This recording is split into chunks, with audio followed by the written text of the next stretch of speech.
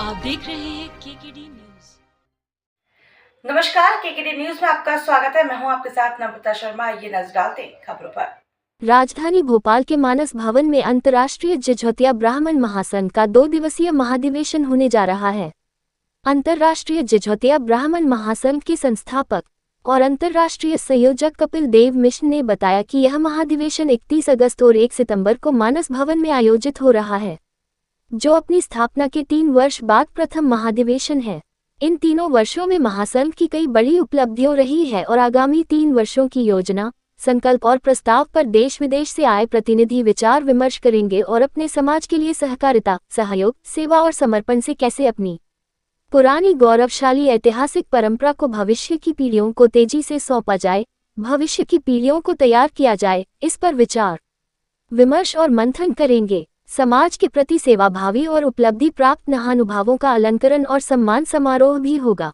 हूँ यहाँ पर अंतर्राष्ट्रीय जिझौतिया ब्राह्मण महासंघ का अंतर्राष्ट्रीय संयोजक और धर्म संसद पीठ होने के नाते 3 वर्ष हो गए हमारे महासंघ को। एक वैचारिक संगठन है, पहली बार ब्राह्मण समाज का एक ऐसा वैचारिक संगठन जो कुटुंब जोड़ो परियोजना पर आधारित है। 3 वर्ष की जो उपलब्धियां रही हैं, तो पूरे विश्व से हमारे डेलीगेट्स आकर के 2 दिन का ये महाधिवेशन है। कल इसका शुभारंभ होगा। तो पहली बार एक ऐसे पैटर्न पर कि एक विधान, एक निशान, एक धर्मध्वज बांध। पीछे बात ना करें तो ज्यादा अच्छा रहेगा। अपने मोबाइल को शांत रखिए और उनको भेजा जाता है और किस तरीके से जमीन पर उतर करके समस्याओं को ठीक किया जाए। आज हमारे पिछले 17 महीने 57 ऐसा वैचारिक संगठन है सामाजिक संगठनों में, जिसमें केंद्र सरकार भी ध्यान दे रही है, गृह मंत्रालय भी ध्यान दे रहा, मध्य प्रदेश का भी मंत्रालय ध्यान दे रहा है कि कोई ऐसा सामाजिक संगठन जो ग्रास रूट पर काम कर रहा है, न केवल ब्राह्मण समाज के लिए बल्कि सनातन समाज के लिए। तो जिझौतिया ब्राह्मण में आप लोगों को अपडेट कर देता हूं। जिझौती आजू बाजू बैठ करके एक ऐसा संगठन जिसको प्रधानमंत्री भी, पीएमओ ऑफिस भी ध्यान दे रहा है, आपका सीएमओ ऑफिस भी इसको ध्यान देगा। तो हम लोगों ने जो ग्रास रूट लेवल पे काम करके दिखलाया है, इसके लिए ये 2 दिवसीय चिंतन शिविर है, महाधिवेशन है, जिसमें हम लोग रेजोल्यूशंस पास करेंगे। जिझौती खंड बोले और जिझौतिया ब्राह्मण बोले तो येजुर होतिया, आपने जिझौती सुना होगा, खेत सिंह खंगार हुए हैं 1182 में। उन्होंने जिझौती खंड के नाम से शासन चलाया, प्रथम हिंदू शासन। करीब 162-67 साल चलता रहा। उसके पहले जिजाग भुक्ती, जिसकी राजधानी खजुराहो थी, और उसके पहले ये जेजाग भुक्ती जेजाहूती कहलाती थी। 641 में वैनसांग आया तो लॉर्ड कनिंघम ने कहा कि मध्य भारत का, जिसको वर्तमान बुंदेलखंड कहते हैं, ये जिझौती प्रांत था, जहाँ ब्राह्मण राजा राज्य कर रहा था और जिसकी तूती पूरी हनक पूरे विश्व में थी। तो कालांतर में ये इसको ओवरलैपिंग कर दी गई। 200-250 वर्ष पहले इसको बुंदेलखंड नाम चढ़ाया इसने, अंग्रेजों ने। तो बुंदेलखंड नाम चढ़ाया उसको। तो बुंदेलखंड नाम कैसे हुआ? पिछड़ा, सूखा, वंचितों का, डाकुओं का, लुटेरों का, ऐसा नरेटिव गढ़ा गया। तो आज जो बुंदेली अस्मिता है, उसको आज हम लोगों ने पिछले 3 वर्षों में जिझौतियाई जागरण के रूप में न केवल पूरे जिझौतिया समाज को बताया, मैं जिझौतिया समाज कह रहा हूँ, इट्स ए जोनल आइडेंटिटी, क्षेत्रीय पहचान। कोई अपने आप को बुंदेली ठाकुर नहीं कहता, कोई अपने आप को बुंदेली ब्राह्मण नहीं कहता, कोई अपने आप को बुंदेली सुनार नहीं कहता, पर वस्तुतः बुंदेली जिझौतिया सुनार हैं, अभी भी हैं। जिझौतिया कहार हैं, अभी भी हैं। जिझौतिया ब्राह्मण ये बैठे हुए हैं, अभी भी हैं। यानी एक प्राचीन संस्कृति जिससे एसोसिएट करके सप्त ऋषि जातियां उसको कर रही थी, उसको ओवरलैपिंग की। तो आज ये पूरा समाज जागरूक हुआ है और इसको लेकर के हम लोग विचार विमर्श कर रहे हैं। हमारे साथ दाईं ओर रविशंकर पाठक जी छतरपुर से हमारे प्रांत अध्यक्ष हैं। हमारे बाईं ओर हमारे प्रदेश के महासचिव बैठे हुए नंदकिशोर पाठक जी, ये प्रांत के महासचिव हैं। हमारे संतोष समेले जी प्रदेश के युवा शक्ति के इकाई के अध्यक्ष हैं। आज हमारा इनके नेतृत्व में 18 जिला मध्य प्रदेश में गठित है और युवा शक्ति माने जितने संगठन देखे होंगे तो पुरुषों का यहाँ कुटुंब है।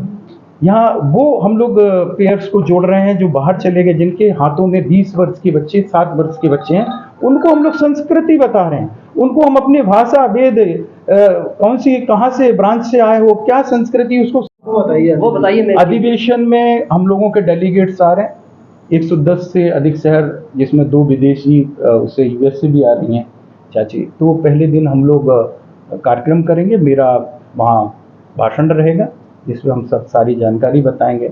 उसके बाद हमारे सांस्कृतिक प्रोग्राम है, नाट्य मंचन गढ़कुंडार का, जिसमें शौर्य गढ़कुंडार का शौर्य, जिसमें हम लोग ब्राह्मणों के साथ खंगारों ने मिलकर के किस प्रकार से शासन चलाया और इसको सनातन को किस प्रकार से बचाया। जब तुर्क यहाँ थे तो किस प्रकार से हम लोगों ने लड़कर के बीच में घुसने नहीं दिया, दक्षिण को जाने नहीं दिया। तो इस प्रकार से ये भी उसमें दिखाई देगा। फिर अगले दिन हम लोग रेजोल्यूशंस पास करेंगे, सारे संगठन मंत्री जहाँ हैं, सारे प्रदेश अध्यक्ष आए, हमारे 5 प्रदेशों के अध्यक्ष आए, और क्या क्या किया और हमें अगले 3 वर्षों तक क्या करना है, इसको लेकर के हम लोग आगे कर रहे हैं। अगले दिन अलंकरण समारोह होगा जिसमें समाज की ऐसी विभूतियाँ जिन्होंने बहुत काम किया उनको हम लोग अलंकृत करेंगे, और फिर रेजोल्यूशंस पास करके जिसमें हमारा एक जो बांग्लादेश में हिंदुओं के प्रति है उसका भी रेजोल्यूशंस, और हम लोग झिझोती खंड का भी रेजोल्यूशंस पास करेंगे, जिसको हमारी धर्म संसद ने पास किया कि भाई भारत सरकार हो या मध्य प्रदेश सरकार हो, वर्तमान कहते हैं कि हमें मौलिक रूप में लौटना है।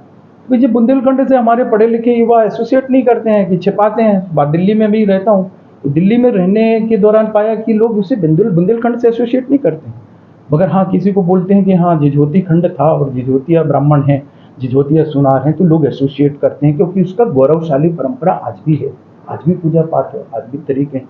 तो हम लोग झिझोती खंड का भी रेजोल्यूशंस पास करेंगे कि हमारी प्राचीनता, जिससे हमारा सनातन मजबूत होता है। तो जैसे हमारे बुंदेलखंड को हमारी सरकारें भी हमारे जैसे बुंदेलखंड विकास प्राधिकरण, झिझोती खंड विकास प्राधिकरण बनाइए। केस सिंह खंगार का महाराज छत्रसाल का, अब महाराज छत्रसाल भी हिंदवी भाषा में बोलते थे। महाराज छत्रसाल के समय भी बुंदेलखंड राज्य नहीं था, अगर आप लोग देखते हो पन्ना राज्य था और पन्ना उसकी राजधानी थी। तो एक नरेटिव गढ़ा गया 200 साल पहले बुंदेलखंड एक डाकुओं का, पिछड़ों का, लड़ाकों का। आज भी जब बात होती है सूखाग्रस्त क्षेत्र, पिछड़ों का, जबकि बहुत आपने सिर्फ बुंदेलखंड का जिक्र किया, तो झिझोतिया क्या सिर्फ बुंदेलखंड तक सीमित है या क्षेत्रवाद को बढ़ावा दे रहे हैं? पूरे विश्व में है, मगर मूल क्षेत्रवाद, इसमें क्षेत्रवाद की बढ़ावे की बात नहीं है। मध्य भारत में बहुत झिझोतिया जातियां, आज भोपाल में मैं बैठा हूँ तो बुंदेली तो बोलते हैं, फिर राजस्थान उतर जाओ, अभी मैं बोलूँ कि हो ऐसी का मालवा अंचल भी है, मालवा भी उसका सिर्फ आप कार्यालय देख रहा है और सीएमओ कार्यालय देख रहा है, तो ब्राह्मणों को ये शासन कैसे देख रहा है, क्या इसका सिस्टम समझेगा? इसलिए शासन देख रहा है कि हम लोगों की जो शैली है, अभी तक जो समाज संगठन रहे हैं, कोई भी रजिस्टर्ड करवा लो, अध्यक्ष आप बन जाओ, सचिव हम बन जाए, फिर लड़ जाते हैं, अरे इसका हो गया। ये 3 साल में 365 दिन एक ऐसी गतिविधियां चलाई कि हम लोगों को छोटे छोटे स्व सहायता समूह बनाने, हम लोगों को छोटा छोटा ये बनाना है, ये रजिस्टर्ड नहीं करवाया हम लोगों ने।